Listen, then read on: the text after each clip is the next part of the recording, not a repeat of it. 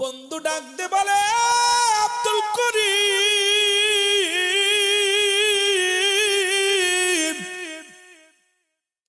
তোমার জন্য বিবি মরতে রাজি নয়, তোমার জন্য তোমার ছেলে মরতে রাজি নয়,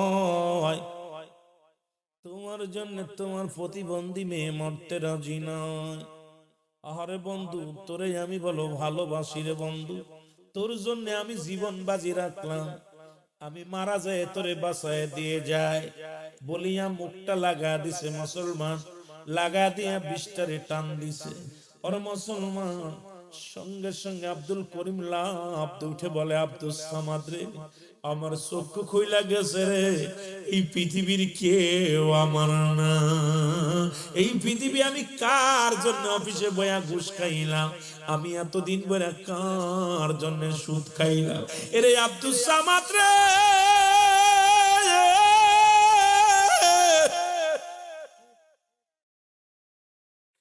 ওই ছেলের জন্য তো আমি পোশাক কিনবো বলে রে 2-3 মাস আগে থেকে ঘুষ খাওয়া শুরু করলাম অফিসে বইয়া।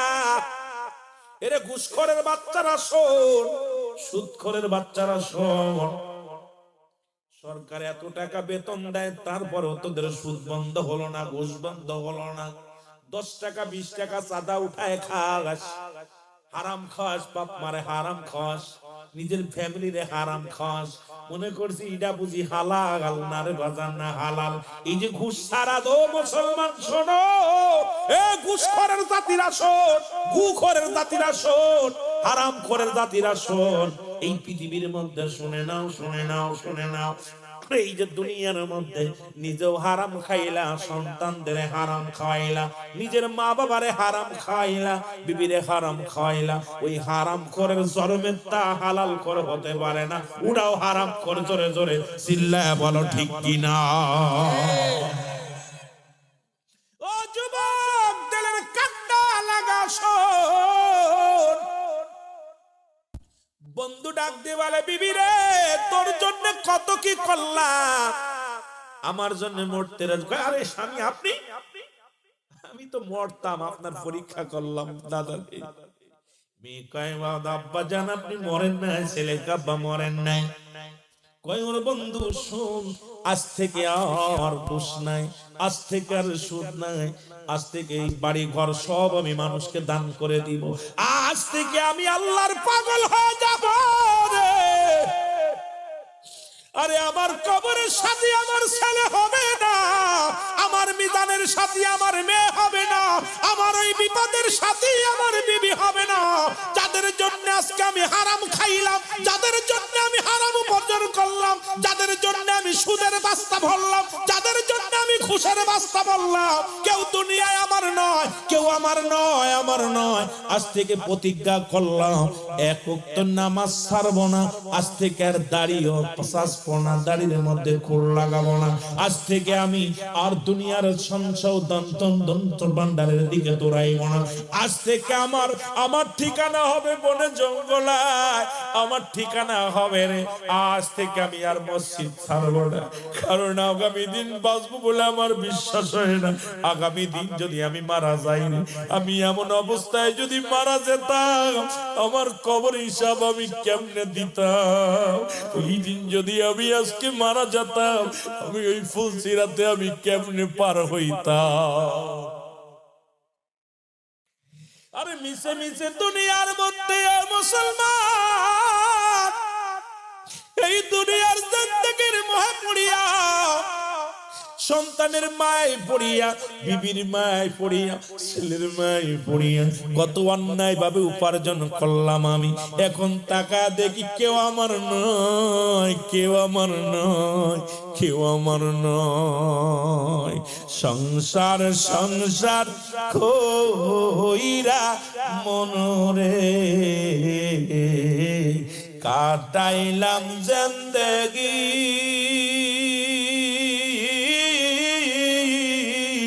কোন দিন জন আয়সা যাবে রে, খবরের জিন্দেগি মনরে।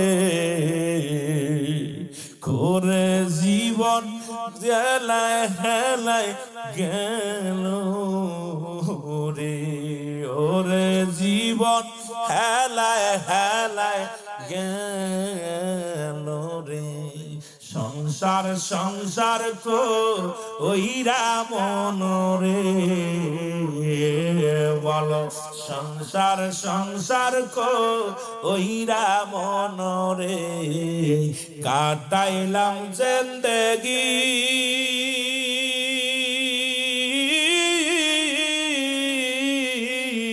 কোন দিন জন আইসা যাবে রে কবরের জিন্দেগি মনরে।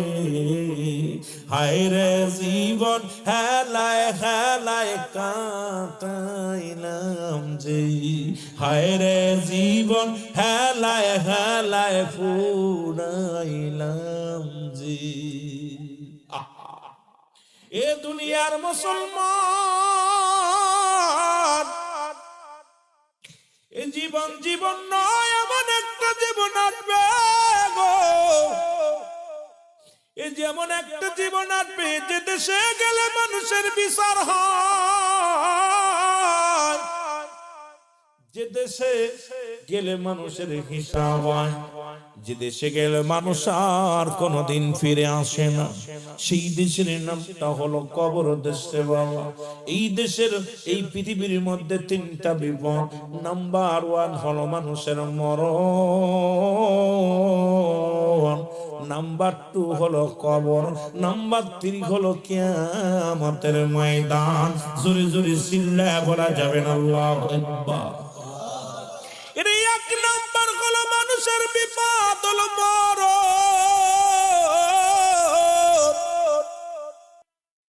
পৃথিবীর মধ্যে এমন ক্ষুধার্ত অবস্থায় থাকবে, পৃথিবীর মুসলমান শুনে নাও, পশুগুলো যেমন ক্ষুধা লাগলে কুকুর যেমন একটা খাদ্যকে ছিঁড়ে হেসড়ে খাওয়ার জন্য পাগল হয়ে যাবে, জাহান্নামীরা আমার বাজানা ওরা সুদখোরদেরকে পেটটা অনেক বড় হবে, পেটের মধ্যে সুদ ঘোষের মধ্যে ওই পেটের মধ্যে থাকবে আগুনের সাপগুলো, এত পরিমাণ সুদখোরদের পেটের মধ্যে ঢোকানো হবে, পেটটি বড় হয়ে যাবে, এত বড় বিশাল বড় পাহাড়ের মতো পেটটি হবে।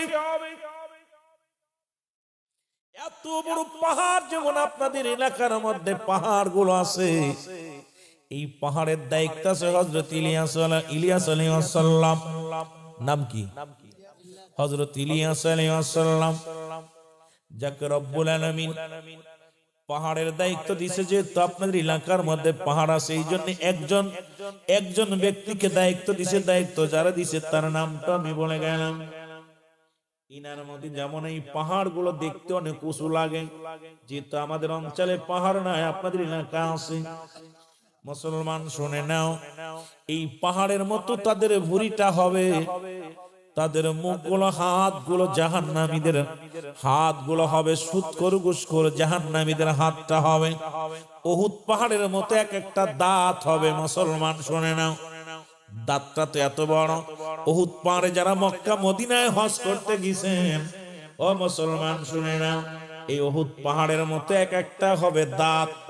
ও মুসলমান শুনে নাও, तमाम পৃথিবীর মধ্যে বড় বড় বড় বড় এই ঠাইগুলো উরুদগুলো হবে, আর জমিন থেকে আসমান পর্যন্ত যত উচ্চতা, এর চাইতে আরো ভয়ঙ্কর তাদের উরুদগুলো হবে।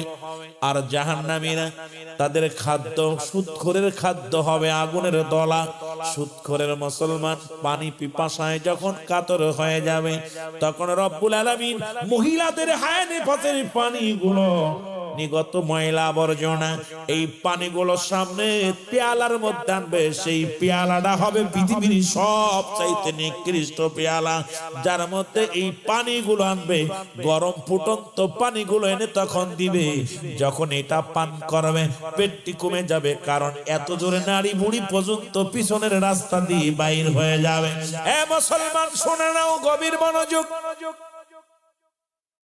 পৃথিবীর মধ্যে জাহান্নামীরা তাদের ঘৃণা করবে, সুদখোর ঘুষখোরদের দেখে জাহান্নামীরা নিজেরাই মুখ ফিরিয়ে নেবে।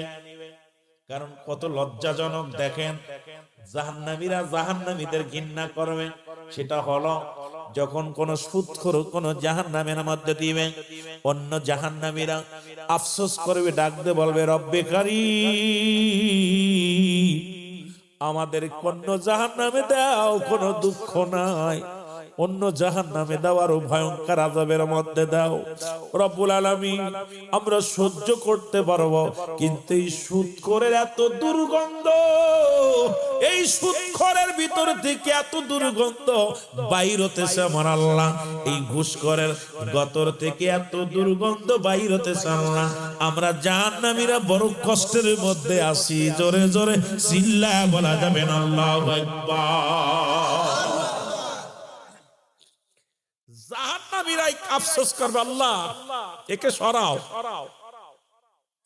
এই সুদখোর ঘুষখোর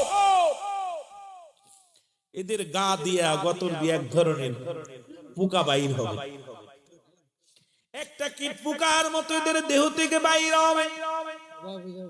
আর এই কীট পোকাগুলো যখন বাইর হবে, ও যুবক, এক একটা জাহান্নাম, এক একটা জাহান্নাম, যতটুকু জায়গা আছে এই কীট পতঙ্গ ঠিক সেই রকম মুসলমান কীট পোকা গুলো সেই রকম দেখা যাবে। বাবা দেহের মধ্যে থেকে নিজের গায়ের ওই পোকা গুলো সে নিজেই নিক্ষেপ করবে। মুসলমান শুনে নাও, আমার বাজানেরা শুনে নাও, শুনে নাও, ওই জাহান্নামীদের মধ্যে সবচেয়ে কঠিন আযাবের মধ্যে রব্বুল আলামিন সুদখোরদের দিবে, ঘুষখোরদের দিবে। সুতরাং এই দুনিয়ার মধ্যে সুদ খাবা কার জন্য? কার জন্য সুদ খাও? কার জন্য ঘুষ খাও? এই দুনিয়ার কেউ তোমার নয়, কারণ ছেলে তোমার নয়, মেয়ে তোমার নয়। যাদের জন্য আজকে সুদ খাইলা, ছেলে ভাগ নিবে না, মেয়ে ভাগ নিবে না, তোমার পাপের ভাগটা নিবে না। এই দুনিয়ার মধ্যে ছেলে বললে, যদি ছেলেরে বলো বাজানটা আমি সুদ খেয়েছি, ঘুষ খেয়েছি, তুমি এই পাপের ভাগটা নিও, ছেলে বলবে বাবা আমি পারবো না, নিতে পারবো না। মেয়েকে বলবেন, মেয়ে বলে আমি নিব না। বিবিকে বলবেন, বিবি বলবে আমি নেব না। কিন্তু সম্পদের ভাগ সবাই চাইবে, ভাই চাইবে, বন্ধু চাইবে, আত্মীয় স্বজন চাইবে, কিন্তু পাপের বোঝার ভাগ কেউ নিবে না। জোরে বলেন ঠিক কিনা? আপনি বিশ্বাস না করেন, বাড়ি যাবেন, বাড়ি যেয়ে বিবিরে বল, বিবি আজকে তো আমি এটা জিনা করে ফেলেছি, বা ঘুষ খাইছি, সুদ খাইছি, গুনাহ করে ফেলেছি, বলে এর ভাগটা তুমি আর দেখ না, আমি আর দেখ না। বউ কই বড়া পড়া তুমি তালাক দে, প্রয়োজন হলে তালাক দে। ছেলেরে বলবেন বাবা আমি তো ঘুষ খায়া তোর জন্য খুব ভালো দামি জুতা আনছি, জুতাটা তুই পর। ছেলে তো বাবা জুতা দাও, কিন্তু পাপের ভাগটা নিতে রাজি নাই। জুতা নিব, ঘুষের জুতা নিব, সুতের জুতা নিব, শীতের কাপড় তো আরো মহব্বত করে সুমা দিব। আব্বা নিয়ে আইছে, এইবার দিয়া পর খুব খুশি হয়ে গায়ে দিব। দিয়া পরের জিগাইবি, আব্বা বাজান আমি তো ওইটা সুদের কারবার করি, এইটা থেকে তোমার জন্য কিনে আনছি, এর ভাগটা তুমি অর্ধেক আমি অর্ধেক। ছেলে কাব্বা পোশাক পাইছি, কিন্তু ওইটা নিতে পারতাম না। জোরে বলেন ঠিক কিনা? বিশ্বাস না করেন বাড়ি যে কোয়েন, যদি মনে করি, যদি রাজি হয়ে যায় তাহলে মনে করবো যে ওইটাও সুদখোর। জোরে কন ঠিক কিনা? ওইটাও ঘুষখোর। জোরে বলেন ঠিক কিনা? আহা বড় কষ্ট। যাই না শুনা মানুষগুলো, আল্লাহ নিজে সুদকে হারাম করছে, ব্যবসাকে হালাল করছে। সুদকে কি করছে? হারাম। কুল্লু হারাম। এটার মধ্যে হালাল বলার কোনো ইখতিয়ার নেই। সুদখোরদের কুয়াস করবো কেমনে ভাই? যে আমাদের নেতা কর্মী সবই সুদখোর, ও তো বুঝছেন। বড় বড় এমপি মন্ত্রী দেশ পরিচালনা যারা করে, এইরাই সুদের মধ্যে। আমরা ওয়াজ করে কি আর কথা বলেন? ওয়ালে প্রাচীলে যদি গুতা মারি হাত ভেঙে যাবে, প্রাচীলের কিছু হইব? তা আমাদের এই গুতা মারতেছি, হাতে ব্যথা পাচ্ছে, যেটা বাড়াবাড়ি করতে জেলের ভিতর ঢুকাইব। কিন্তু সুদখোরের মুখ কি বন্ধ করা সম্ভব? তবে আল্লাহর আদালতে আমরা জবাব দিতে পারবো। আল্লাহ ওই কালাপুরের ময়দানে সুদের বিরুদ্ধে কথা বলেছিলাম, ঘুষের বিরুদ্ধে কথা বলেছিলাম। রব্বুল আলামিন তোমাকে সন্তুষ্ট করার জন্য কারণ এই পৃথিবীর মধ্যে কিচ্ছু বলতে কিচ্ছু নিতে পারবো না। রব্বুল আলামিন ডাক দিয়ে বলেন কুল্লু মান আলাইহা ফান। আল্লাহ কয় বান্দারে এই জমিনের মধ্যে কিচ্ছু বলতে কিচ্ছু আমি রাখবো না। এই দুনিয়ার যা কিছু আছে সব কিছু আমি চূর্ণ বিচ্ছিন্ন করে দিব। এই জমিনের মধ্যে মাটিগুলো পুরা আমি তামা বানায় দিব। পরের জমি ফাঁকি দিতেছ, কত বাজানে কত ভাইয়ের জমিগুলো আত্মসার করো। এই পৃথিবীর মধ্যে ভাই হইয়া বাইরে ফাঁকি দাও, ভাই হইয়া বোনের ফাঁকি দাও। কত ভাই বোনকে ফাঁকি দেয়, বোনকে ঠগাইয়া। ওই ডিপজল ভাই দেখলাম পরে মুসলমান চলচ্চিত্রের ডিপজল ভাই তার বোনদের ফাঁকি দিছে। বোনেরা আসিয়া মিডিয়ার মধ্যে বলছে আমার ভাই আমাদের পাওনা বুঝে দেয় না। পৃথিবীর মধ্যে যতই তুমি কপাল ছুলে ফেলো, কারণ ভাই বোনের হকটা নষ্ট করিয়া যতই তুমি ইবাদতের মধ্যে মশগুল হয়ে যাও, তোমার মতো নিকৃষ্ট পৃথিবীর মধ্যে আর কেউ নাই। জোরে বলেন ঠিক কিনা? অনেক বাবারা আমার বন্ধুরা, অনেক মুসলমান সন্তান আরেক বাবার বাবা সন্তানকে ফাঁকি দিতেছে। দেখা যায় পৃথিবীর মধ্যে আমার যুবক বন্ধুরা আমার শুনে নাও, অনেক বাবারা আছেন দেখা যায় ছেলেকে 1 শতক বেশি দিচ্ছেন আর এক ছেলেকে কম দেন। খোদার কসম এই ভুলটা করবেন না। ছেলে যদিও আপনার, মেয়ে যদি আপনার ইনসাফ আপনি মিটাইয়া দিবেন। ইনসাফ যখন বাগাবাগি হবে তখন তারে বুঝাইতে পারেন বাবারে অসহায় মানুষ, ও তো কর্মজীবী নয়। বাবা তোদের কাছে অনুরোধ করি তোরা যদি একটু পারিস, তোরা 3 ভাই তোদের সচ্ছল ভালো চলে, তোর ছোট ভাই বা তোর বড় ভাইকে একটু দেখে রাখ বাবা। যখন যদি সন্তানেরা নিজ হাতে যদি মুসলমান মেনে নেয়, যদি মুসলমান শুনে না বাবার আদেশ, মুসলমান শুনে নাও, তাহলে আপনি করতে পারেন। কিন্তু আমার দেশে প্রায় শতকরা 20 জন বাবা মা এখন বর্তমান বাংলাদেশে একতরফা শুরু করেছে। এক ছেলেকে দেয় আর এক ছেলেকে ঠগায়, মেয়েদের ঠগায়, সন্তানের ঠগায়। ও মুসলমান শুনে নাও খোদার কসম করে বলি আল্লাহর আদালতে কেমনে জবাব দিব? তখন একটা চোখ টানা থাকবে, একটা চোখ কানা থাকবে, একটা অঙ্গহীন থাকবে। তখন মুসলমান শুনে নাও অঙ্গহীন অবস্থায় কিয়ামতের ময়দানে উঠবে। তখন জিবরিল আমিন ফেরেশতারা জিগা মুসলমান শোনো, জিগাইবে রব্বুল আলামিন এদের কি পাপ ছিল দুনিয়ার মধ্যে? তখন বলবে রব্বুল আলামিন এই মানুষটা এখনো ছিল দুনিয়ার মধ্যে, মুসলমান কি করছে দুনিয়ার মধ্যে? তার সন্তানদের ফাঁকি দিছে, তার মেয়েদের ফাঁকি দিছে, ছেলেদের ফাঁকি দিছে এবং অঙ্গহীনা বানাইলাম। কারণ একটা সাইড সে নিছে আর একটা সাইড নেই নাই, পরিপূর্ণভাবে সন্তানের হক আদায় করতে পারে নাই। এই জন্য আমি রব্বুল আলামিন তাদের অঙ্গহীনা অবস্থায় দুনিয়ার মধ্যে পাঠাইব। দুনিয়ার মধ্যে এই জাহান কিয়ামতের ময়দানে তাদেরকে উত্তোলন করলাম। জোরে জোরে চিল্লায় বলো আল্লাহু আকবার। আমার ভাইরা, আমার বন্ধুরা, এই পৃথিবীর মধ্যে সুদ হারাম না হালাল? আরো জোরে। ঘুষ হারাম না হালাল? দুইটাই হারাম। সুরের গোশত খাওয়া হারাম না হালাল? আরো জোরে কোন। এটা খাওয়া যাবে, সুদ খাওয়া যাবে। তা সুদ যারা খায় তারা কেন খিঞ্জিরের গোশত খায় না?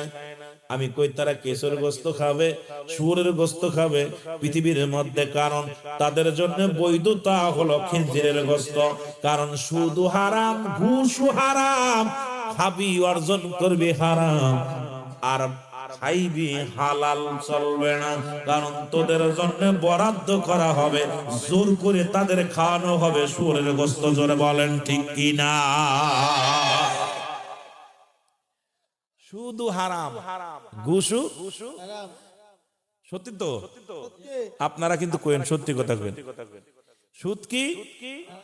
ঘুষ, শুয়োরের গোশত, মদ হারাম। তাহলে আপনাদের আমাদের এলাকায় অসংখ্য সুদখোর আছে, টুপি মাথায় দিয়ে টপ কপাল ছুঁড়ে ফেলছে, অসংখ্য আছে। দেখতে তসবিহ হাতের ভিতরে। আহা, এক সুদখোর পাইলাম কিছুদিন আগে মাহফিল করতে যায়, সুদখোর একাই মাহফিল দিছে। আমি তো জানি না উনি মাহফিল দিছে। এখন মাহফিল শেষে আমার ইমাম সাহেব কয় হুজুর একটা কথা বলি কানে কানে, কয় হুজুর ওয়াজ করতেছেন ঠিক আছে, ওনার বাড়ি কিছু কিছু খাইয়েন না। আমি কি হয়েছে? কয় হুজুর আপনি আমার কথাটা রাখেন। কেন? কয় আমি মসজিদ ইমামতি করি 16 বছর।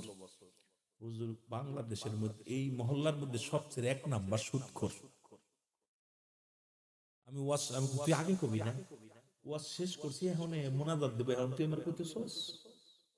কালেকশন টালেকশন সব হইয়া গেছে, এইবার কইছি হুজুর ওয়াজ শেষ করছি, সুদ করাইয়া আমারে সালাম করতেছে, দোয়া চাচ্ছে। ইমাম সাহেব আমার পাঁচ ছাড়ে না, কয় হুজুরুল আমিন ভাই আপনি একদিন ওর বাড়ি খাইলে আপনার ইমান নষ্ট হয়ে যাবে, খবরদার।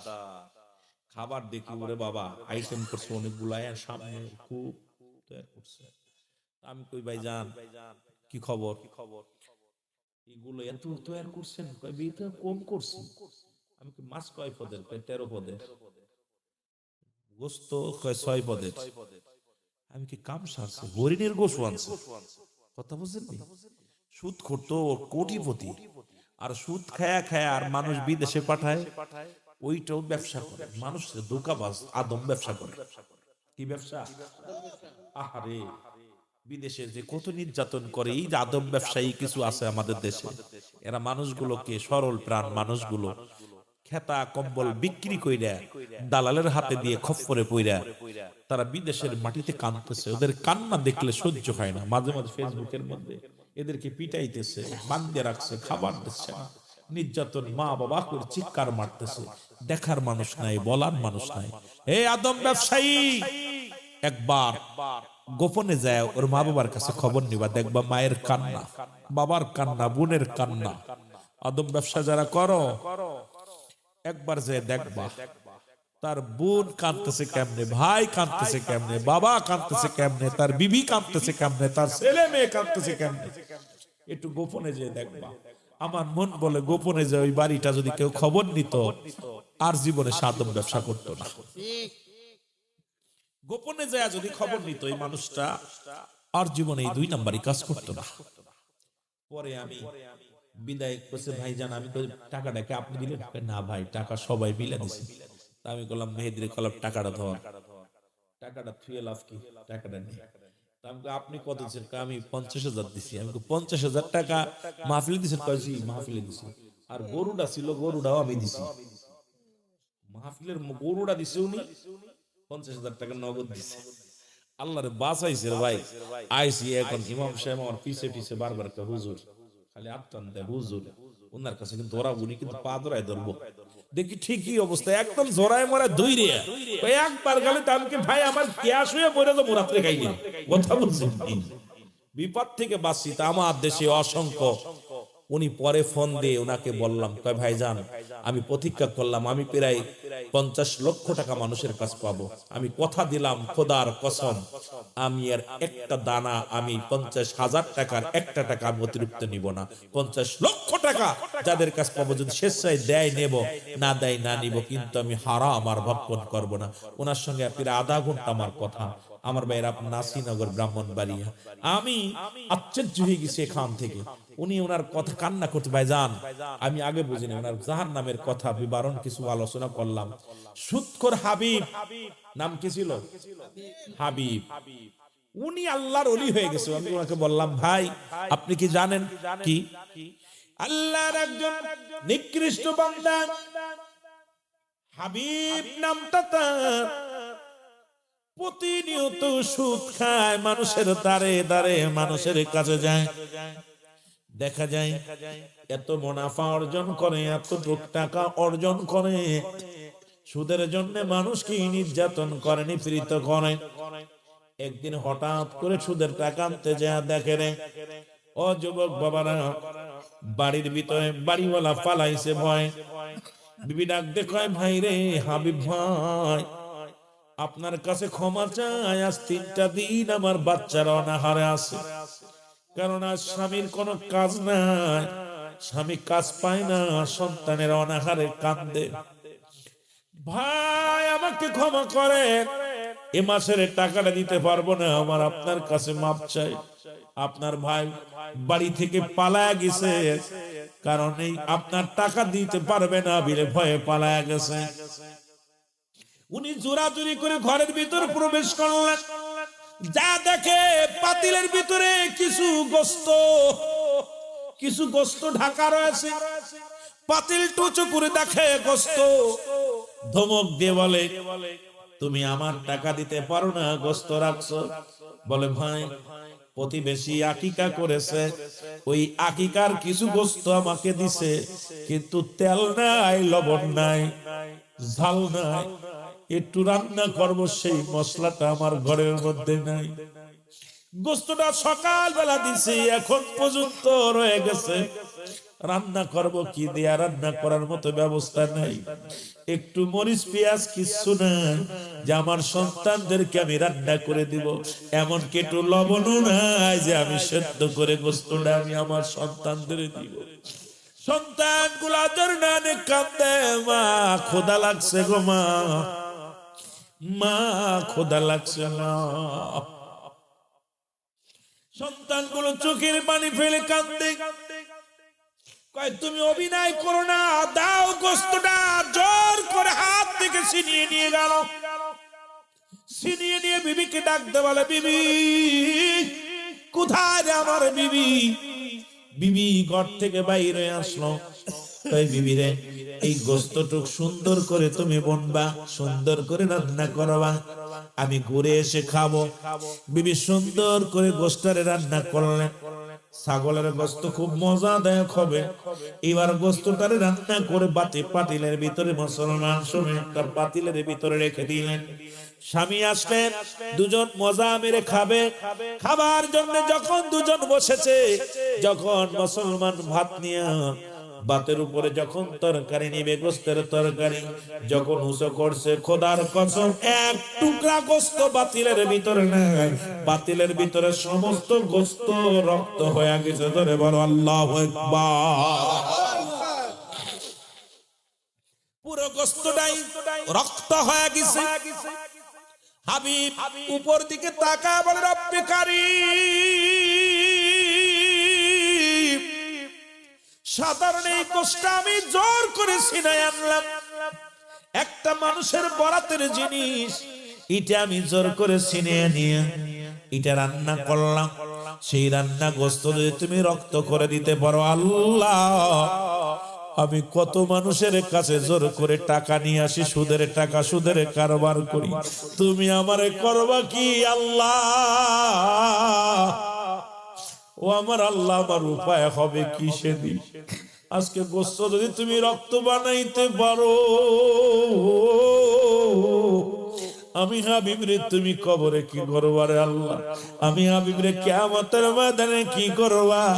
আমি হাবিবরে তুমি জাহান্নামের ময়দানে কি করবা আল্লাহ? রব্বুল আলামিন,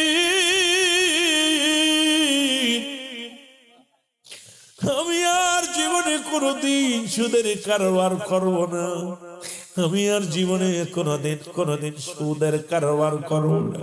আল্লাহ আমারে তুমি মাফ করে দাও।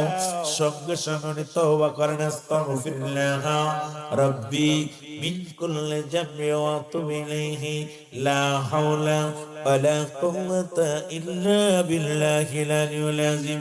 আশহাদু আন লা ইলাহা ইল্লাল্লাহু ওয়াহদাহু লা শারীকা লাহু, আশহাদু আন্না মুহাম্মাদান আবদুহু ওয়া রাসূলুহু।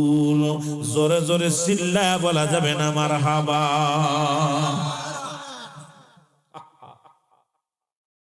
এমন ভাবে তওবা করলেন আল্লাহর দরবারে, রব্বি কারীম তওবা কবুল করে ফেললেন। পিছনের সব গুনাহ থেকে তওবা করলেন, আল্লাহ আমি আর পিছনে যত গুনাহ করেছি সামনে একটা গুনাহও করব না, আমাকে তুমি মাফ করে দাও। রব্বুল আলামিন, আমি আর ভুল পথে পা বাড়াইব না, আমি আর সুদের কারবার করব না, আজ থেকে ইবাদত ছাড়ব না, আজ থেকে নামাজ ছাড়ব না, আজ থেকে অসৎ পথে চলব না, আজ থেকে অন্যায়ের দিকে আর পা বাড়াবো না। রব্বুল আলামিন এমন ভাবে খুশি হয়ে গেলেন, এমন ভাবে ইবাদত বন্দেগী করার পরে এই পৃথিবীর মধ্যে সুৎখোর হাবিবকে আল্লাহ রাব্বুল আলামিন এই পৃথিবীর মধ্যে আল্লাহর ওলি বানায়া দিয়েছে। আরো জোরে, শুধু মানুষ নয়, আল্লাহর ওলি বানায়া দিছে। আল্লাহ বলেন আলা সাবধান, ইন্না নিশ্চয়, আলা ইন্না আল্লাহ, আল্লাহর তরফ থেকে যারা ওলি হয়, লা নাই খাউফুন শব্দের অর্থ হয় ওয়ালা, যদি অবস্থান করে ঘুমদের উপরে জানুন, তাদের কোনো চিন্তা নাই, ভাবনা নাই। সূরা ইউনূসের মধ্যে 11 নম্বর পারা 62 নম্বর আয়াত আল্লাহ নিজেই ঘোষণা করে, আলা, নামাজের আগে আলা নাই, হজের আগে আলা নাই, যাকাতের আগে আলা নাই। আল্লাহর মাহবুব বান্দাদের বিষয়ে বলতে যা বলে, সাবধান সাবধান সাবধান, সেই জগৎ বিখ্যাত একজন আল্লাহর ওলি আমার আল্লাহ বানায়া দিল। আজকে যারা কালাপুরের জমিনে সুৎখোর আছেন, আল্লাহর রাস্তায় আজকে অনুরোধ করবা, মাহফিলে বয়া তওবা করবা, জংজিখানে থাকো, মাইকের আওয়াজ শোনো, বইয়া তওবা করবা। আল্লাহ সুৎখোর হাবিবকে যদি তুমি আল্লাহর ওলি বানায়া দিতে পারো, আজকে সুদের বিরুদ্ধে ওয়াজ শুনলাম, রব্বুল আলামিন আজ থেকে আর সুদের কারবার করব না, ঘুষের কারবার করব না। রব বলতেছিলাম যে কথাগুলো, দুই বন্ধু, এক বন্ধু মাদ্রাসায় লেখাপড়া করে আল্লাহর দ্বীনের পথে আসছে, আর এক বন্ধু লেখাপড়া করে অফিসার হয়েছে। রমজান মাসে মাত্র 10,000 টাকা বেতন ইমাম সাহেবের। বাড়ি আসিয়া বিবিরে ডাক দেখো, বিবিরে 10,000 টাকা বেতন আমার, বিবিরে ইনাও টাকা গুলো। বিবি ডাক দেখেন স্বামীরে, চাউলের জন্য 3,000, ডাউলের জন্য 1,000, তেলের জন্য 1,000, সবজির জন্য 1,000, সমান সমান খরচ হয়ে যায়। রয়েছে অবশিষ্ট আছে 1,000 টাকা। বিবিরে, ও বিবি একটা কাজ করো, বিবি ডাক দেখেন স্বামীরে, একটা কাজ করো, বাজারে যাও, বাজারে যে তোমার জন্য একটা লুঙ্গি কেন, তোমার জন্য একটা পাঞ্জাবি কেন, ছেলের জন্য যদি পারো একটা পাঞ্জাবি এনে দিও, মেয়ের জন্য পারলে একটা কাপড় এনো, আমার জন্য লাগবে না। কারণ এমন আদর্শবান বিবি দুনিয়ার মধ্যে 5টা গুণের গুণান্বিত নারীর মধ্যে যে পড়েছে। বাবারা আমার, শুনে নাও, শুনে নাও। এবার বন্ধু বাজারে গেলেন, বাজার থেকে কিছু সেমাই কিনছে, মুসলমানীদের বাজারটা করে আসে। হঠাৎ করে চাকরি বন্ধু সে অফিসারের সঙ্গে দেখা, অফিসারকে দেখে ও মুসলমান আলেম হুজুর ডাক দে বলে, আসসালামু আলাইকুম দোস্ত, ভালো আছেন? দোস্ত কয়, তুই কে রে, তোরে তো চিনলাম না। কয়, বাল্যকালে একসাথে লেখাপড়া করলাম, আমি সেই আব্দুল সামাদ, আর আমি আব্দুল করিম, তুমি আমারে চেনো না? আমি তোমার নাম আব্দুল করিম না? কয়, হ, তোমার নাম আব্দুল করিম। কয়, তুই সেই সামাদ? বলে, হ্যাঁ আমি আব্দুল সামাদ। বলে, বন্ধুরে কোথায় গেছিলি? কয়, বাজারে গেছিলাম। বাজারে কেন গিয়েছিলি? কয়, সামনে ঈদ, আর 2 দিন পরে ঈদ হবে, কিছু কেনাকাটা লাগবে, এই জন্য বাজারে গিয়েছিলাম। ছেলের জন্য কিনেছি। কি কিনেছ? কয়, ছেলের জন্য একটা পাঞ্জাবি কিনেছি, একটা টুপি কিনেছি, একটা মেয়ে আছে, মেয়ের জন্য একটা জামা কিনেছি, একটা ওড়না কিনেছি। আমার বিবির জন্য কেনার মতো কিচ্ছু নাই, একটা শাড়ি কিনেছি, আর আমার জন্য কেনার মতো ক্ষমতা নাই, এটা দিয়ে কাটায়া দেব। আর আমার বন্ধুগণ, আমার বাজার থেকে কিছু সেমাই কিনেছি, কারণ ঈদের দিনে আমার সন্তানেরা খাইবো, এটা নিয়ে আমি যাইতেছি। কয়, বন্ধুরে একই সাথে লেখাপড়া করলাম, দেখ এই যে পাজুরে গাড়ি কিনছি আমি, গাড়ি কত কোটি? 3 কোটি টাকা। বন্ধুরে তুমি কি জানো, ভিতরে দেখো, এই যে ছেলের জন্য জুতা কিনছি 1 লক্ষ টাকা, মেয়ের জন্য কাপড় কিনছি 1 লক্ষ টাকা। বাজার দেখো, ঈদের বাজার, কত রকমের সামাই, কত রকমের আইটেম। বিবির শাড়ি খানার দাম হলো 2 লক্ষ টাকা। সব দিয়ে এত বাজার করলাম, আমার যে শেরওয়ানিটা গায়ে দিব নামাজ পড়ব, এটার দাম আছে 1 লক্ষ টাকা। এত কিছু পরিধান করে, এত কিছু কিনে লইয়া, ও যুবক, আমি বাড়ি আসলাম। হুজুর বন্ধু চোখের পানিগুলো ছেড়ে দিয়ে বলে, বন্ধু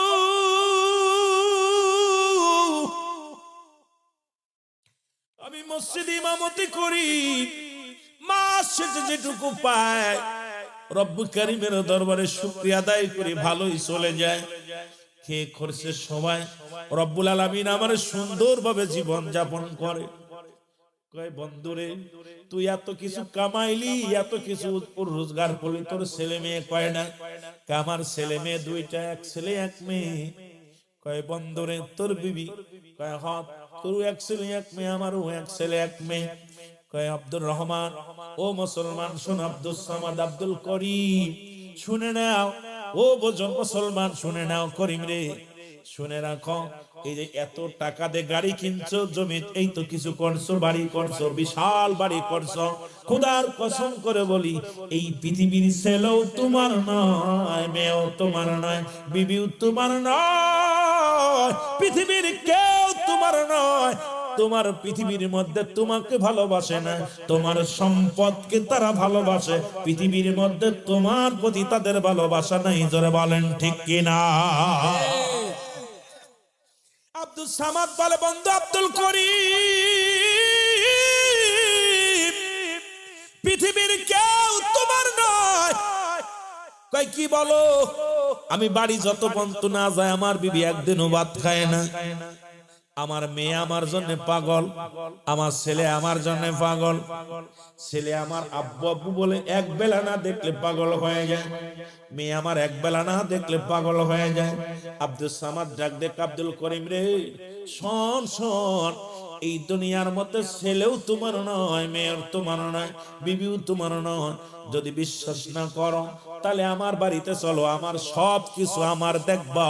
মুসলমান এবার বন্ধু গাড়ি রেখে গরিব বন্ধুর আব্দুল সামাদের বাড়ির দিকে রওনা দিলেন।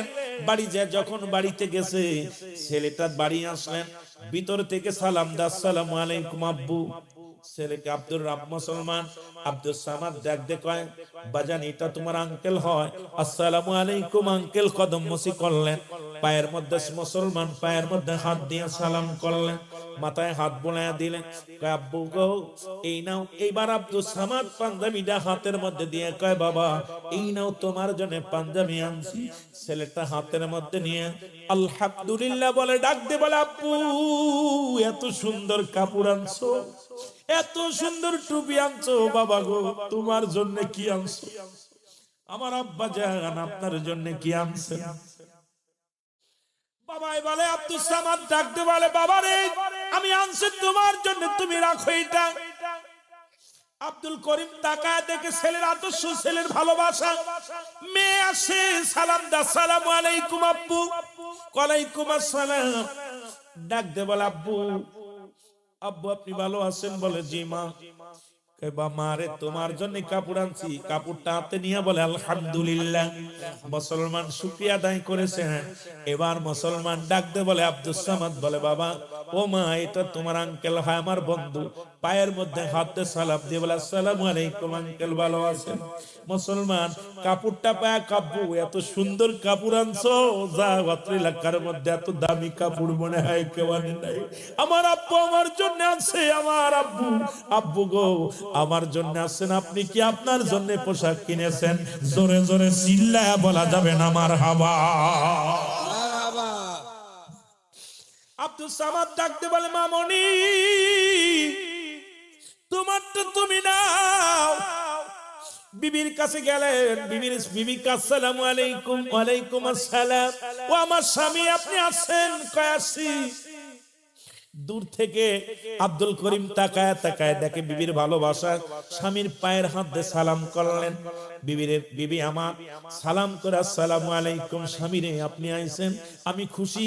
কয় তোমার জন্য কাপড় আনছি। কয় স্বামীরে আমার জন্য কাপড়ের প্রয়োজন ছিল না, কি দরকার ছিল আমার জন্য কাপড় আনার? আপনার তো পাঞ্জাবিটা ছিঁড়ে গেছে, আপনার তো একজোড়া স্যান্ডেল নাই, আপনার তো কি নাই, আপনার তো জামা নাই, আপনার একটা লুঙ্গির দরকার।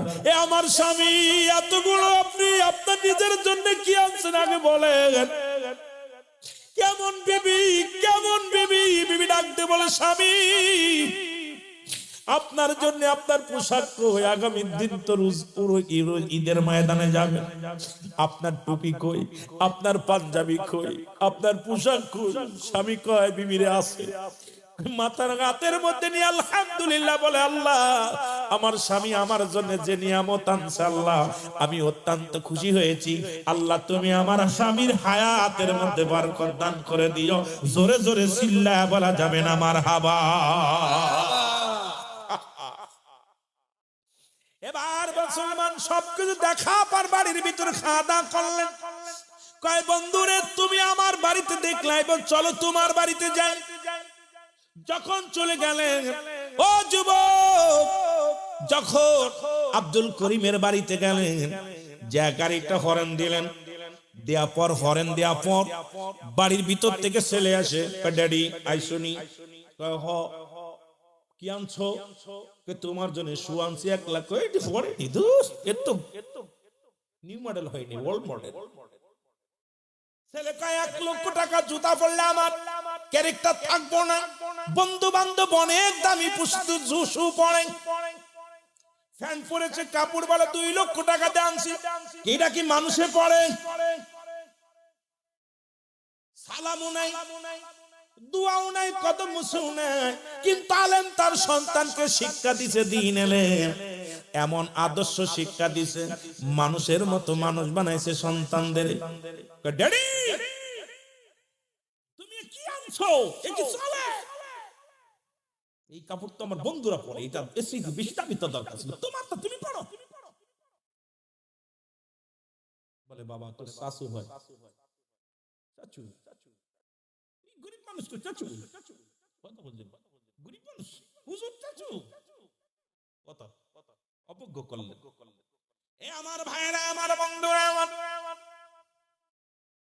আব্দুল সামাদ চোখের পানিগুলো ছেড়ে দিছে। আরে প্রায় 2-2.5 লক্ষ টাকার কাপড় সন্তানকে দিল, সন্তান একটা সালামও দিল না। সন্তান তাকে মুসলমান বাবার প্রতি কৃতজ্ঞতা স্বীকার করলো না।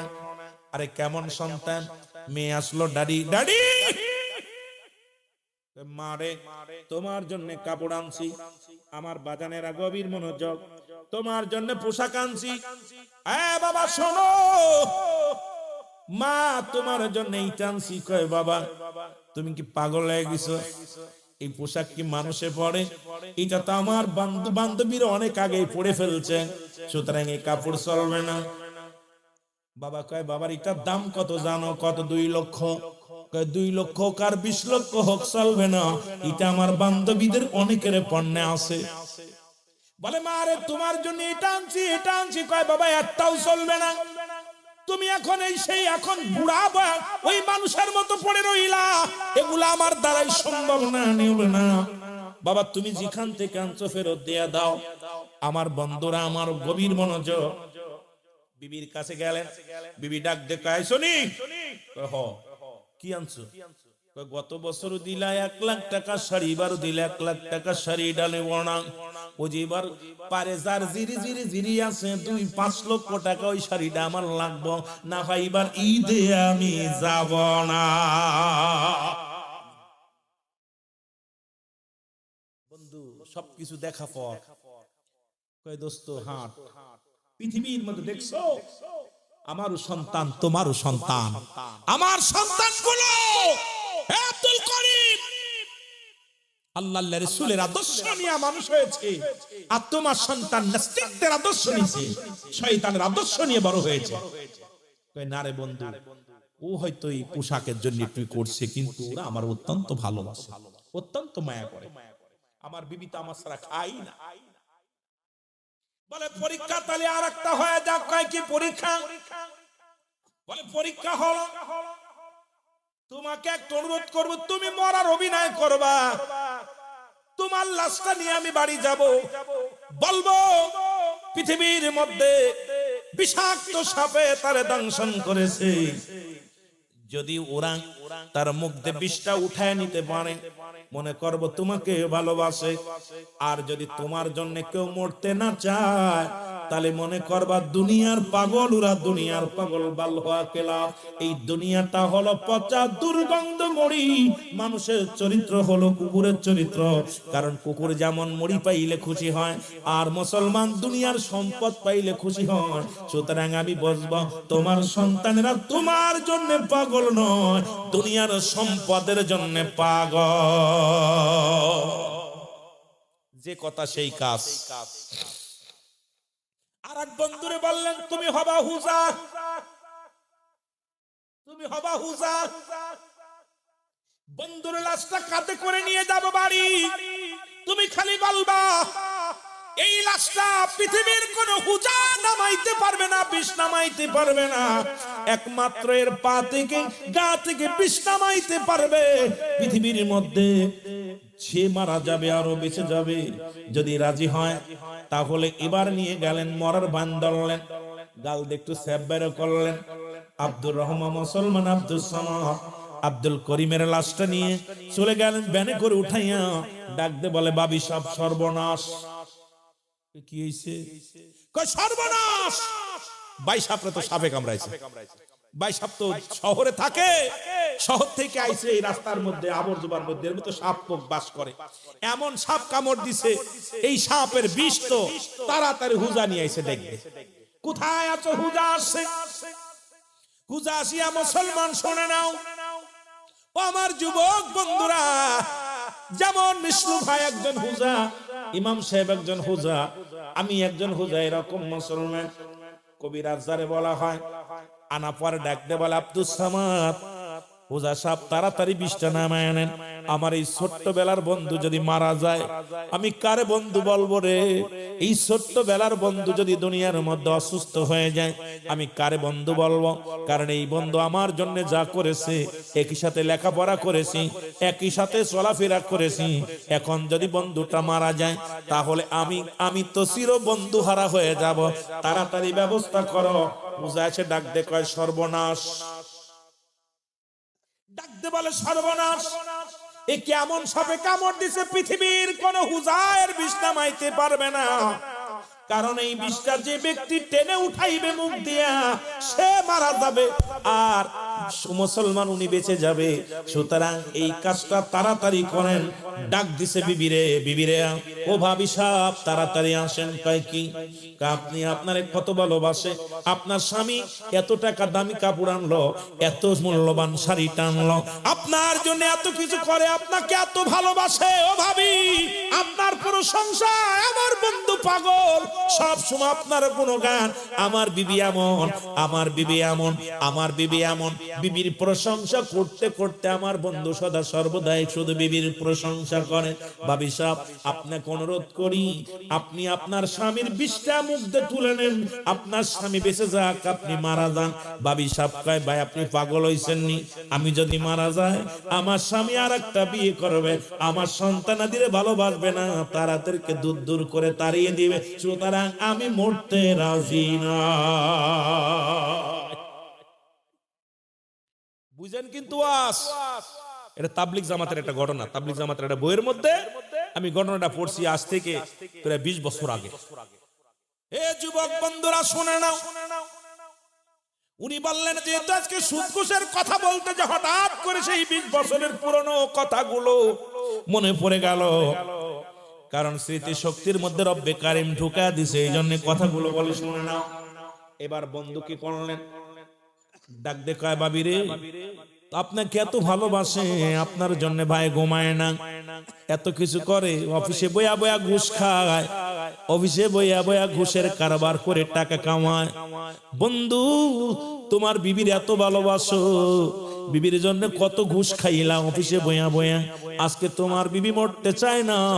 কয় ভাই বন্ধুরে, হুজুর বন্ধু শোনো, প্রয়োজন হলে মানুষের দ্বারে দ্বারে আমি বাড়ি বাড়ি কাজ করে খাবো আমার সন্তানদের, তবু আমি মরতে রাজি না।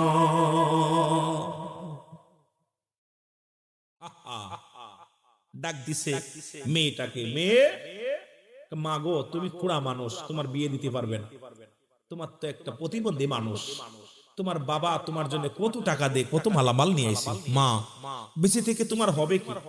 তোমার তো বিয়ে শাদী হবে না, তুমি পঙ্গু মানুষ, তুমি তোমার বাবার বিষটা মুখ দিয়ে তুলে নাও, তোমার বাবা বেঁচে যাক, তুমি মারা যাও। মেয়ে বলে চাচা আপনি কি পাগল হইছেন? প্রয়োজন হলে আমি বাড়ি বাড়ি ভিক্ষা করে খাবো, প্রয়োজন হলে মানুষের বাড়ি বাড়ি ভিক্ষা আছে খাবো, তবু মরতে রাজি নয়, কারণ আমার দ্বারাই সম্ভব না মরা। এখন কেবল আমার ভবিষ্যৎ আছে, কেবল আমার শুরু হয়েছে, সুতরাং আমি মরতে রাজি নই। বন্ধু ডাক দে কয়, আব্দুল সামাদ ডাক দে, আব্দুল করিম রে, ও করিম, কার জন্য বাড়ি বানাইলি, কার জন্য গাড়ি বানাইলি, কার জন্য ধন সম্পদের পাহাড় গড়লি, কার জন্য দুনিয়ার বালাখানা বানাইলি? বন্ধুরে, আগেই বলছিলাম সব ছেড়ে দিয়ে মাওলার এসে, আজকে নিজে আমল করলি না, তোর ফ্যামিলির কাউকে আল্লাহ চিনাইলি না। ও বন্ধু, বন্ধুরে, বড় কষ্ট লাগে রে, তোর প্রতিবন্ধী মেয়েও তোর জন্য মরতে চায় না। এখন আমি কি করব? ডাক দিছে ছেলেকে, ডাক দিছে, বাবা, বাবা আসো। চাচা কি কন? বাবারে, তোমার আব্বা তোমার জন্য এত দামি জুতা আনছে, এত দামি কাপড় আনছে, দামি স্যুট আনছে। বাবা, তুমি তোমার বাবার বিষটা তুলে নাও, তোমার বাপটা মারা যাক, তোমার বাপটা বেঁচে যাক, তুমি মারা যাও। ছেলে বলে, চাচা আপনি পাগল হইছেন নি? সবে মাত্র আমি এসএসসি পরীক্ষা দিছি, আমার ভবিষ্যৎ কেবল শুরু হয়েছে, সুতরাং আমি মরে যাব। কেমনে ভাবলেন? বাবা মরে যায় যাকে, প্রয়োজন হলে আমি কাজ করে খাবো, মানুষের বাড়ি বাড়ি কাজ করে খাবো, না হয় গার্মেন্টসে যাব, তবে মরতে রাজি নয়। আমি যদি মারা যাই, কেবল আমার ভবিষ্যৎ শুরু, আমি মরতে রাজি নয়। জোরে জোরে চিল্লায়া বলা যাবে না মারহাবা। তুমি কার লাগিয়া কান্দর মানুষ, কার লাগিয়া ভাবো, তুমি কার লাগিয়া কান্দর মানুষ, কার লাগিয়া? যে জন তোমার আপন হবে, যে জন তোমার আপন হবে, তার কথা কি ভাবো? তুমি কার লাগিয়া আসব মানুষ, কার লাগিয়া ভাবো? ছেলে মেয়ে আত্মীয় স্বজন কেউ যে তোমার নয়, মরণ কালে দেখবে সবাই পর হইয়া যায়, মরণ কালে দেখবে সবাই পর হইয়া যায়। ওরে আপন হবে আমল নামা, তোমার আপন হবে আমল নামা, এইটা লয়া ভাবো। তুমি কার লাগিয়া ভাবো রে বন্ধু, কার লাগিয়া ভাবো? বলো কার লাগিয়া ভাবো রে বন্ধু, কার লাগিয়া ভাবো? ছেলে কাঁদবে, মেয়ে কাঁদবে, কাঁদবে 2-3 দিন পর হইয়া, খই পর করিয়া দিবে তোমার 10-12 দিন পর, তারা 10-12 দিন পর। আমল নামা সাইরা বন্ধু না যায় কবরে, তুমি আমল নামা লইয়া বন্ধু যাইও না কবরে। তুমি কার লাগিয়া ভাবো রে বন্ধু, কার লাগিয়া ভাবো? বলো কার লাগিয়া ভাবো রে বন্ধু, কার লাগিয়া ভাবো? ওরে যে জন তোমার আপন হবে, যে জন তোমার আপন হবে, তার কথা কি ভাবো?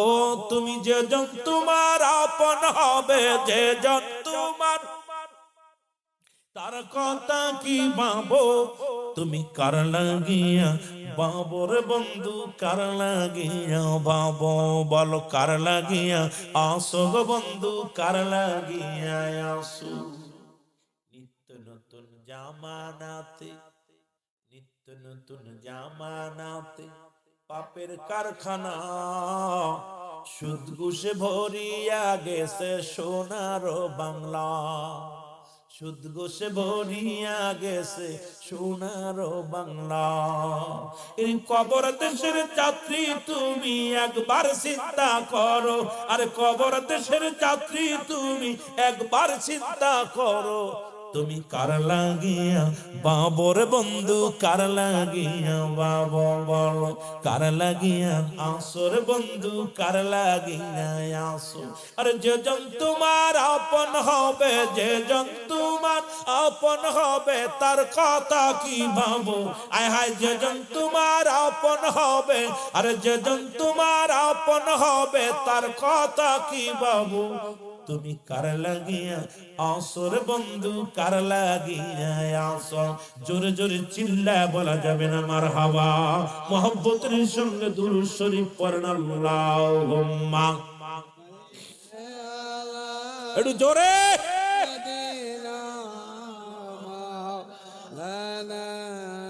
ওয়াদায়ালি সাইয়্যিদিনা রব্বুল আলামিন আমি ওলি হতে চাই না তুমি আমার গুনাহগুলো maaf করে আল্লাহ আমারে কিয়ামতের ময়দানে নাজাত দিয়া দিও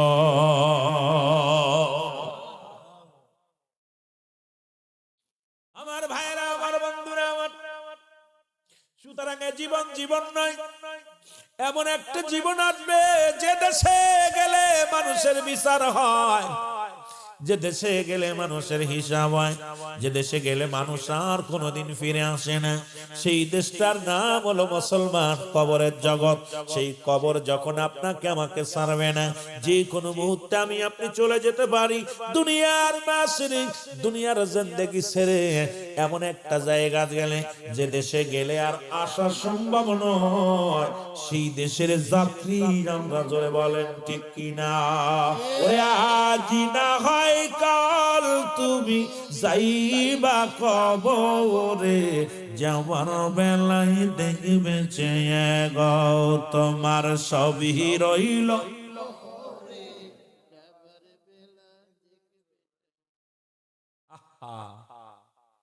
কিছু কি নিতে পারবেন না যাবার সময় একটু দেন না যারা চলে গেছে আপনার আব্বা আপনার মা আপনার ভাই কত লন্ডন প্রবাসীরা বিদেশে যা কামাইতেছে আর দিচ্ছে আপনাকে আপনারা খরচ করতেছেন মরার পরে একটা ইট দিবেন নিষ্কবরের ভিতরে দিবেন আরে ডলার দিবেন কথা কয় না রে দিবেন কত সুন্দর সুন্দর বাড়ি বানাইছে আরে সেই বাড়ির নাম এক একটা কি তা করো কথার কইতেন নি ওরা ভালো জানে যারা বাড়ি বানাইছে সিলেট আইলে দেখি রং বেরঙের বাড়ি আহা মরার পরে একটু কাফনের কাপড় এইটাও 2000 3000 টাকার 1000 টাকার কাফনের কাপড় 20 টাকার আতর 10 টাকার আপনার ওই গোলাপ পানি এরপরে আপনার কি হইল হয় সব মিলে হয়তো 1002 টাকা নিয়ে যাবেন কবরে 1-2000 টাকা আমার বাবারা আর গরিব মানুষ মিলে হয়তো 1000 খানেক টাকা যে ইমাম সাহেব বলতে পারে কাপড়ের কেমন অবস্থা যেহেতু মাঝে মাঝে কাফনের পরানো লাগে ওইটাই না পরান তো আপনারা ইমাম সাহেবের কাছে আসে বিপদে পড়িয়া বান মাছের মতো মরা পা সোজা হয় ইমামের কাছে যায় যখন মরিয়ে যায় তখন আসে তার আগে হয় না জনে বলেন ঠিক কিনা ইমাম রে হুজুর একটু কাফনাই দেন ওর বংশে কেউ কাফনা তু পারে না ইমাম রে হুজুর একটু গোসল করাই দেন ওর বংশে কেউ গোসলই করায় না জোরে বলেন ঠিক কিনা কথা বলেন না কেন ইমাম ওই সময় কাজে লাগে এই পাশে কথা বলে করে আওয়াজ হবে না কোন আওয়াজ হবে না এই পাশে কারা দুইটা কেন মারলে ঠিক হইব একটু মহব্বতের সঙ্গে দুরূদ শরীফ পড়েন আল্লাহুম্মা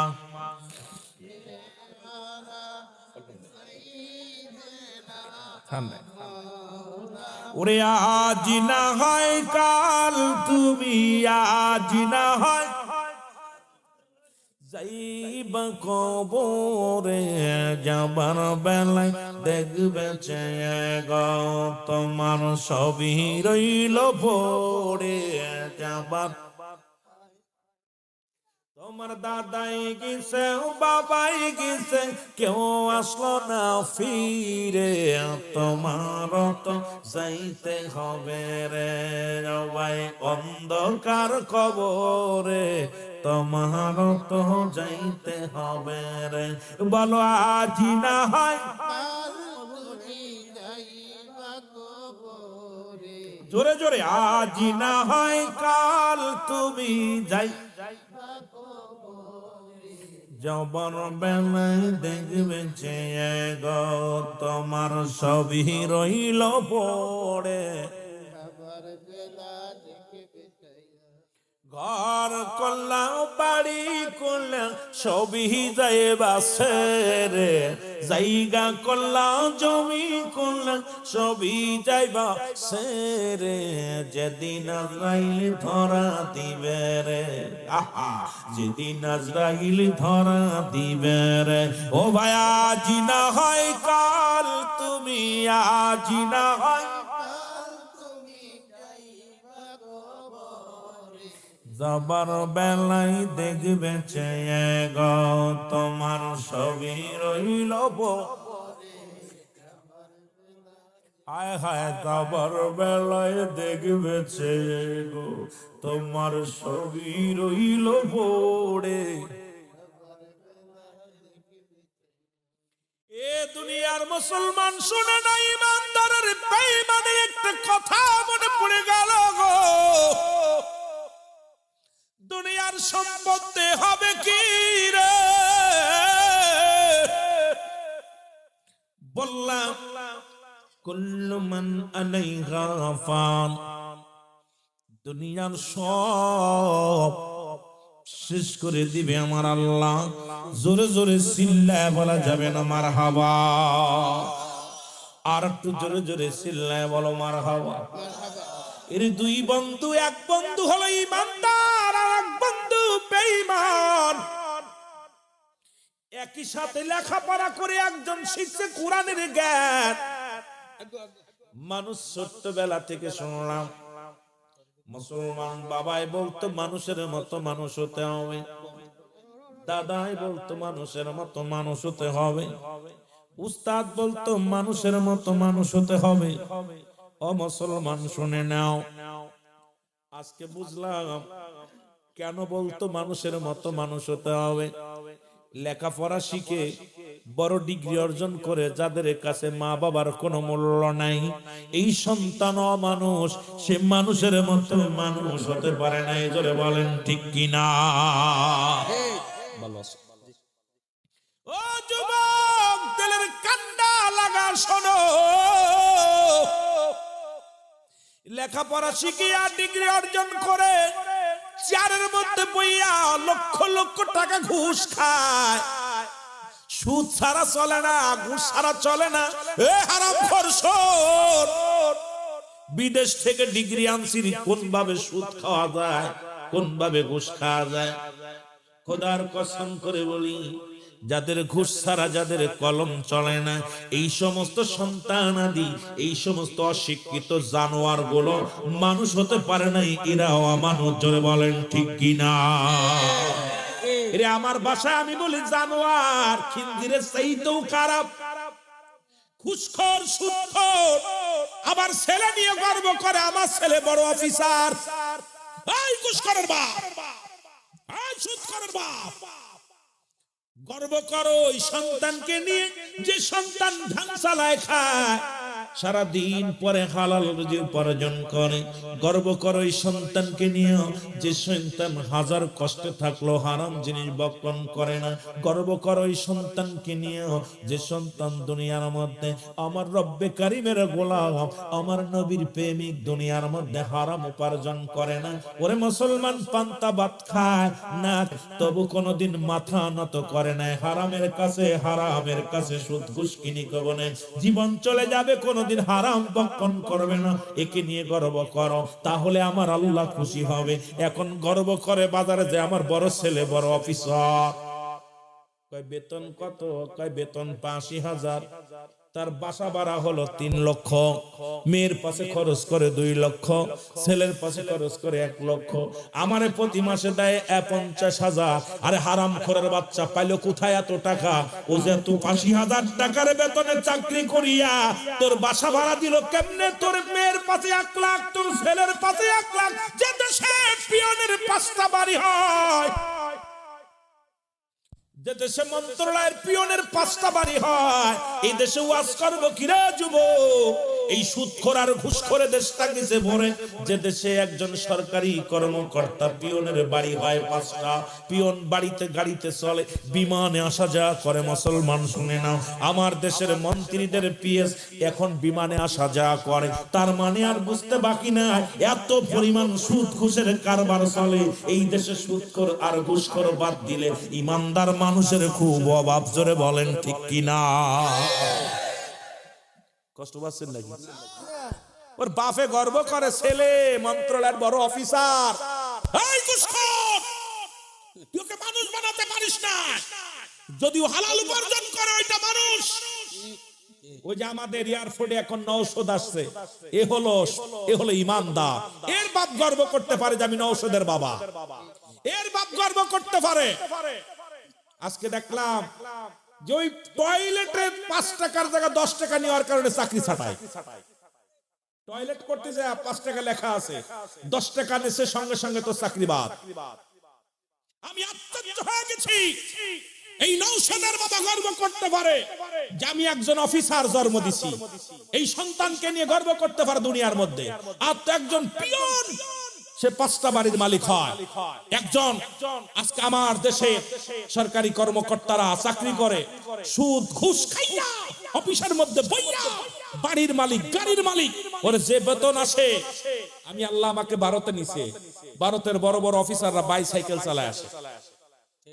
আমি আশ্চর্য হয়ে গেছি। একবার ইন্ডিয়াতে একবার এসএসসি পরীক্ষার ভিতরে গেলাম, যা পর দেখি আপনার ওই ম্যাজিস্ট্রেট যে উনি আছে হারকুলেস সাইকেল চালায়, হারকুলেস হাম্বল সাইকেল একটা মোটরসাইকেল, তার মনে হয় পিয়ন মনে হয়। তখন এই বনপাড়ার ভিতরে গেছি, বড় গ্রাম বনপাড়া। তো যা পর দেখি উনি আসছে আমারে, বাসার ভাই বলতেছে, ভাই এই যে বড় অফিসার। আমি বড় অফিসার মানে? আর আমার দেশে পিয়নের বড় বড় গাড়ি থাকে। পাস কোথায়? তোর কোন বাপ দিল গাড়ি? তোর কোন বাপে দিছে? তুই বেতন পাস 80,000 50,000 টাকা, তোর প্রতি মাসে তোর বোর পাশে লাগে 2 লক্ষ টাকা, তোর ভাইয়ের পাশে লাগে 1 লক্ষ টাকা, তোর বোনের পাশে লাগে 1 লক্ষ টাকা, তোর মেয়ের পাশে লাগে 1 লক্ষ টাকা। এটা কার যোগান দেয়? কে? কোথা থেকে আসে? এর বাড়ি কোথায়? জোরে বলেন ঠিক কিনা? কষ্ট পাচ্ছেন নাকি? কষ্ট পাচ্ছেন?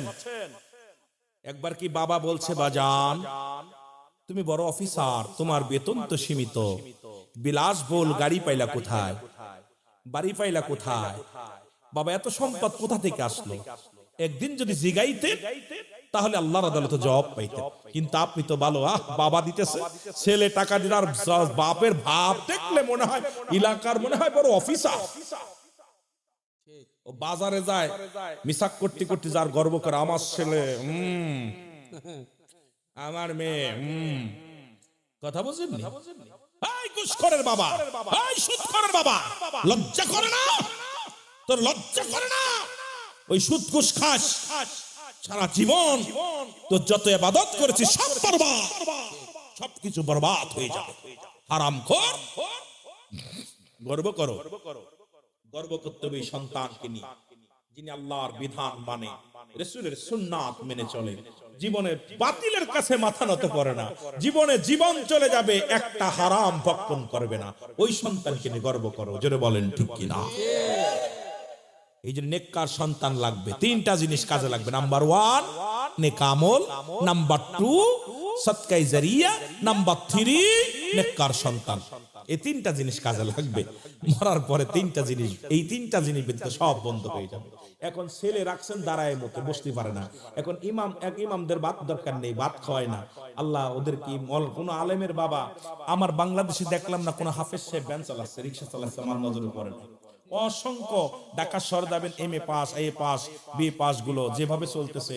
আর বাংলাদেশে আর রব্বুল আলামিন এত বড় ইজ্জত দিছে যে কোরআন শিক্ষার কারণে একটি ইমামতি করে খাইলেও খাচ্ছে, তাদের ইজ্জত আল্লাহ বাড়িয়ে দিয়েছে। জোরে বলেন ঠিক কি?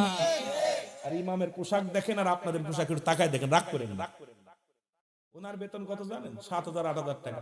ওনার জুতাটার, কাপড়টার, লুঙ্গিটার, পাঞ্জাবিটার চেহারা দেখবেন। আর আপনারা 80,000 90,000 টাকা বেতন পাও এইরকম শান শৌকতে চলতে পারেন না, কারণ আল্লাহর গোলামদের ইজ্জত দিয়েছে কে? আর একটু জোরে বলেন কে? এত উদাহরণ দেওয়া যাবে না, তবে অনেকে কষ্ট পাবেন। এই জন্য এলেম শেখান, কোরআন শেখান ছেলে মেয়েদেরকে, যে কোরআন শিখলে, হাদিস শিখলে, আল্লাহর বিধান যদি মেনে চলতে পারে, দুনিয়াতেও শান্তি, আখেরাতেও শান্তি। জোরে বলেন ঠিক কিনা? কোরআন শিখাও ছেলে মেয়েদের, ওহে মুসলমান, জান কবজের সময় তোমার হইবে রে আসান। বলো জান কবজের সময় তোমার, আরো জোরে বলেন, জান কবজের সময় তোমার। একটি ছেলে আলেম হলে পড়বে কোরআন মরণ কালে, তোমার থেকে ভেগে যাবে, তোমার থেকে ভেগে যাবে ইবলিস ও শয়তান। কোরআন শিখাও ছেলে মেয়েদের, ওহে মুসলমান, জান কবজের সময় তোমার হইবে রে আসান। বলো জান কবজের সময় তোমার, আরো জোরে জোরে বলেন, জান কবজের সময় তোমার। আমার বন্ধুরা, আমার ভাইয়েরা, আমার এমন একজন মহান ওলির কাছে বায়াত গ্রহণ করলাম। আমার পীর হয়তো রাগ করবেন না বাবা, রাগ করলে আপনারা খুব বুঝানোর জন্য বলি। আমার পীর একজন ইমামের পিছে নামাজ আদায় করতেন। আমার পীর কেবলা তাকে কোনোদিন বাইরে দাওয়াত খাতি দিতেন না। বলো বাবা, যখন বাড়ি বাড়ি খাবে তার নফস মরে যাবে। এ বাড়ি লবণ কম, ও বাড়ি লবণ বেশি, এ বাড়ি তেল বেশি, এ বাড়ির তেল কম, সুতরাং নফস মারা যাবে। ওই ইমামের পিছে আমার পীর নামাজ পড়ে না কোনোদিন। পীর কেবলা জান দুনিয়ার জগতে বলতেন, বাবা এই পৃথিবীর মধ্যে তুমি তো চার পায়ে বস জানোয়ার নয় যে তুমি উদার ভরে খাইবা। মুসলমান শোনো, তিনটা বাঘ খালি, একটা বাঘ পানি, একটা বাঘ হলো খোদার ইবাদত বন্দেগীর জন্য। এই পৃথিবীর মধ্যে এমন একজন মহান বান্ধব পাইলাম, কথাগুলো না বললে নয় রে বাবা। আমি আস্তে আস্তে আলোচনার মধ্যে যাব।